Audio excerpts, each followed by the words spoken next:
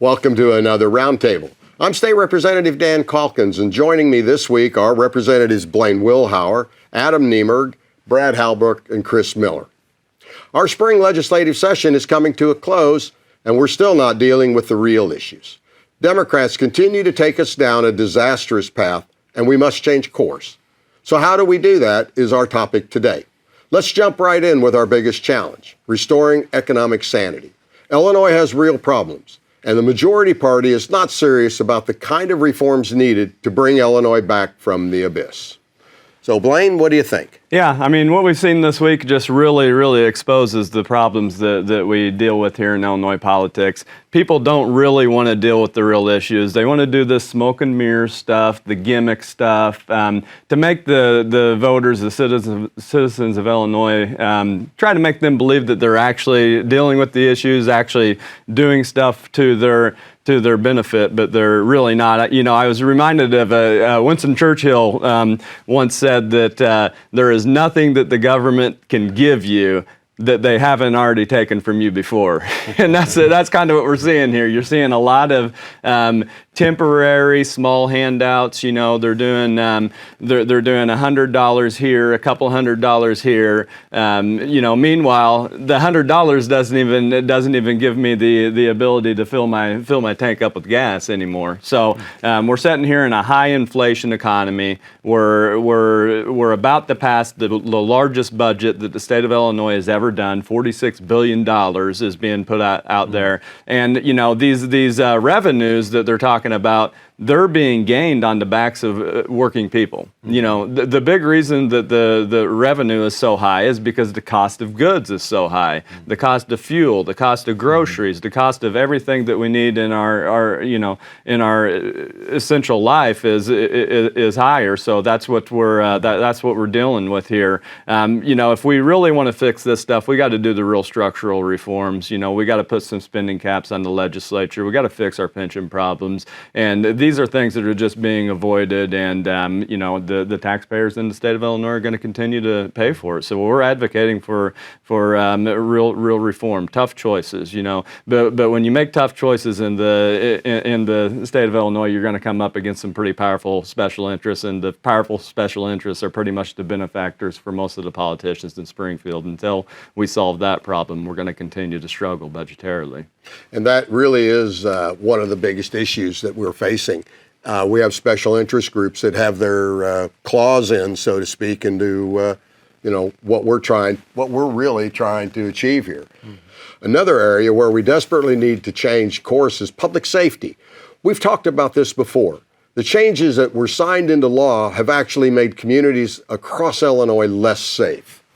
Dan, you're exactly right.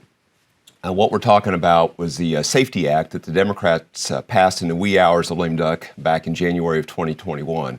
And what we're seeing is carjacking, muggings, homicides of all kinds. The crime rates are skyrocketing in Illinois, much higher than across our nation. We just have a climate that has empowered criminals to do whatever they want to do, and there's no fear of being punished. This week, the House Democrats called a series of new crime bills to kind of distract from the damaging Safety Act that they passed last year over the objections of the law enforcement groups, victim rights groups, public safety experts supporting law enforcement only when it was politically convenient. It's just a grave disservice to all the Illinoisans. Simply put, we need to make crime illegal again. We need to start by completely repealing the disastrous Safety Act. And we've got several bills to do just that. In addition, all of us here today have co-sponsored onto a House bill, Dan, that you brought forward, House Bill 4191, that will ensure our police departments receive the funding, the resources, everything they need to do their jobs with.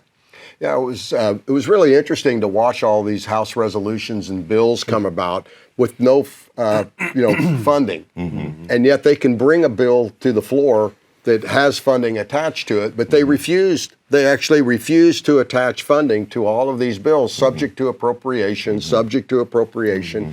And you would think if they were really serious about solving these issues, they would have guaranteed that our local police departments would have gotten money for cameras, would have gotten money for training, would have gotten the money, guaranteed that.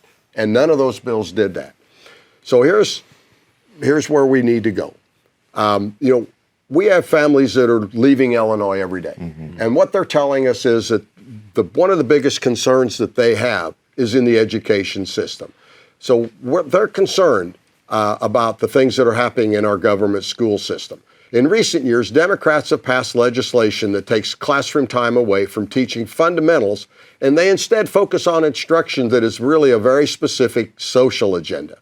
Instead of indoctrinating our children with far-left socialist ideas, we should be preparing them for the real world.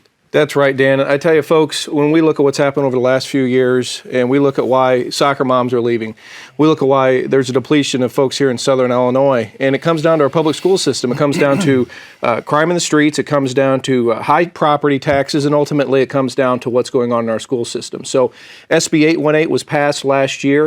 It allows the ISBE to develop sex ed standards, and folks, we've seen that it's perfectly normal, Buck, right? We've seen the atrocious, you alluded to the indoctrination in our schools, Dan. True. But what we're looking at is that bill. ISBE is going to be drafting that language, and they're going to have that language done by August. So we're going to be watching that, folks, to make sure that we're really keeping the ISBE, Illinois State Board of Education, accountable on that particular issue. And you look at other states like Florida, who are getting it right on parental rights, because that's been a big issue, folks. Parental rights needs to be front and center coming into these midterm elections. So with Florida getting it right, with Illinois going in the wrong direction, we need to really put our best foot forward for the parents. And really, when you look at what's going on in schools, folks, we need to be talking about the kids, the children, not the administrators, not the teachers' unions. What's best for the kids? And right now, the climate in the state of Illinois is going in the wrong direction. And that's a real issue, I think, that we really need to be focused on. The money should follow the children. That's right. And that is something that we really need to do. Well, another issue that we're faced with is, and folks, you know it, everybody talks about it. So, all the political corruption jokes that we hear begin with Illinois. Some would say that Illinois is broken, but you know what I say? Illinois is fixed. That is, the fix is in. Yeah, you're exactly right, Dan. So last year there was an ethics bill that was passed, so-called ethics reform, right? But there was 5 votes against it. But the floor debate was kind of railed about how terrible it was, and so there was only 5 votes that voted against it. The debate is always, well, we have to start somewhere, right? We have to start somewhere. This is a good first shot at it. But the problem is they never come back to pick it up and do the real meaningful reform. This legislation weakened the office of the Legislative Inspector General, so much so that the person that occupied that office resigned shortly after this bill was passed and signed. I know this is one of the issues that actually impacts all others that we've discussed today. And when elected officials aren't held accountable, which is typical here in Springfield, it's the taxpayers, the middle class, the hardworking people of Illinois that actually suffer from these things. And there are reforms, Chris. I mean, we've introduced reforms. So one of them is House Bill 2842, and Blaine, that's for the Inspector General. We want to get the Inspector General back involved. Yeah, there's no use to have a legislative Inspector General if they aren't empowered to do their job. The last LIG resigned, calling the office a paper tiger, because we basically appoint that position, and then we give them no powers of subpoena, no powers to open up a case without getting permission from the very legislative body that they're investigating. That's completely ridiculous. And Brad alluded to it earlier. We did vote against this watered down ethics bill last fall, because this is a very important issue. Until we restore credibility to the State House, we're not going to be able to do the big things that we're talking about doing. And we firmly believe that there's no room for compromise when it comes to requiring ethical behavior from elected officials. I mean, that's it. We got to get the basics right on this stuff. And there's no reason why we didn't do that. We knew it needed to be done. It's just the people in that legislative body either didn't have the will, didn't have the courage, or they were too bought and paid for to actually do it. And it's a problem. It is. We've got a real workable plan to begin fixing what is broken in this state. We've got to start revitalizing our economy, restoring public safety. We talked about the education factors. You know, we've got to do this to restore our communities, to restore our state, and to restore our national reputation. Yeah, I mean, we've said it a million times. We know what needs to be done. We just need to make sure that we have the right kind of leaders in Springfield that aren't going to compromise, aren't going to be bought by the special interests, and are going to really do what the taxpayers need to be done in Illinois. We have everything that we need in this state to be successful. We're just burdened by generations of poor public policy from elected officials that have for too long looked after their own interest more than they have the people's interest. Right. That's right, Blaine. And you alluded to the fact, talking about inflationary revenues coming in with this budget. Folks, it's going to be a serious issue. When revenues go down, stagflation kicks in, and all these continued appropriations have to be funded. The people of Illinois have suffered enough. They've gone through these mitigation standards. They've gone through all these lockdowns. They're the ones that have been paying the price. And we're going to look at appropriations next year.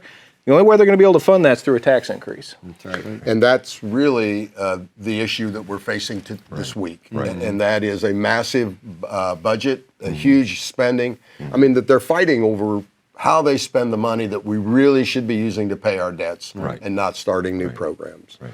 Well, thank you all for joining us. Now, you know, we all know what we need to do.